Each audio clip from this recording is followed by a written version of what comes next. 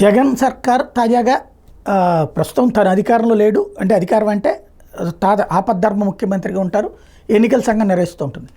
అయితే నిధులు విడుదల అన్నటువంటిది ప్రభుత్వమే చేయించాలి, ఎన్నికల సంఘానికి సూచిస్తారు, జస్ట్ సజెస్ట్ చేస్తారు, ఇది రిలీజ్ చేయడామని ఇంటిమేట్ చేస్తారు, అంతవరకే. అట్లాగా ఇప్పుడు తాజాగా ఏదైతే మొన్న కోర్టు దాకా వెళ్ళి అడిగినటువంటిది చేయూత, ఈబీసీ నేస్తం, విద్యా దీవెన, ఆసరా, ఇన్పుట్ సబ్సిడీ ఇవన్నీ వేస్తాము అని చెప్పేసి 14,500 కోట్లు వేయడానికి డబ్బులు సమకూర్చుకోవడానికి టైం పట్టింది. జనవరి నుంచి బటన్లు అయితే నొక్కేసాము, అవి కూడా ప్రతి ఏటా ఇచ్చేటటువంటి పథకాలే కాబట్టి ఆపాల్సిన పని లేదని చెప్పడం, దానికి ఎన్నికల సంఘం నిరాకరిస్తే కోర్టుకు వెళ్ళడం, కోర్టు 10వ తారీఖు సాయంత్రంలోపు ఇచ్చేయమంటాం, ఎట్లేస్తారు ఏంటంటూ వీళ్ళు వివరణల పేరుతో దాన్ని ఆపడం, తద్వారా ఇబ్బంది పెట్టి ఆ సాయంత్రానికి వచ్చేటప్పటికి ఇవ్వనీయకుండా చేయడం జరిగింది. దాని మీద కోర్టు ధిక్కరణ పిటిషన్ జరిగింది.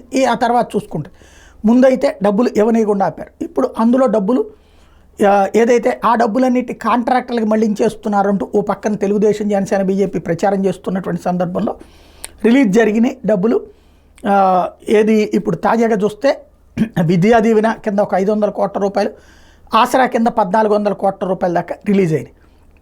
ఆసరా 7 లక్షల గ్రూపులు, అంటే 7 లక్షలు ఇంటూ 10 మంది, దగ్గర 70 లక్షల మందికి ఆ డబ్బులు అందుతాయి. అంతవరకు బాగానే ఉంది. ఇప్పుడు అసలు మిగతావి చేస్తారా చేయరా, ఒకేసారి అన్నిటికీ డబ్బులు చేతిలో ఉన్నాయి అన్నోళ్ళు 2 ముందు చేయడం ఏంటి, ఇక్కడ ఇంకా చేయాల్సినటువంటిది ఏంటి, మెయిన్ ఇన్పుట్ సబ్సిడీ, రైతుల ఖాతాల్లో డబ్బులు పట్టడం, అది చేస్తారా చేయరా. ఒకేసారి చేతిలో డబ్బులు పెట్టుకున్నాం అన్నప్పుడు 2 చేసి ఆపడం దగ్గరనే మోసం అన్నటువంటిది సందేహం. ఒకటి రైతులకు ఇచ్చేటటువంటి ఇన్పుట్ సబ్సిడీ, ఈబీసీ నేస్తం ఒక్కొక్కరికి 15,000 రూపాయల డబ్బులు, అట్లాగే మరొకటి ఏదైతే చేయూత ఒక్కొక్కరికి 18,000 రూపాయల డబ్బులు, ఇవి వేస్తారా వెయ్యరా, లేదా మోసగిస్తారా. జగన్ మోసం చేయడని వైసీపీ వాళ్ళు అంటారు, ఈ 2 ఇచ్చి అది కూడా మేమందరం కంప్లైంట్లు ఇవ్వడం వలన ఇచ్చారు తప్పించి మరేమీ లేదని కూటమి అంటుంది. ఏది నిజమన్నది తేలాలి.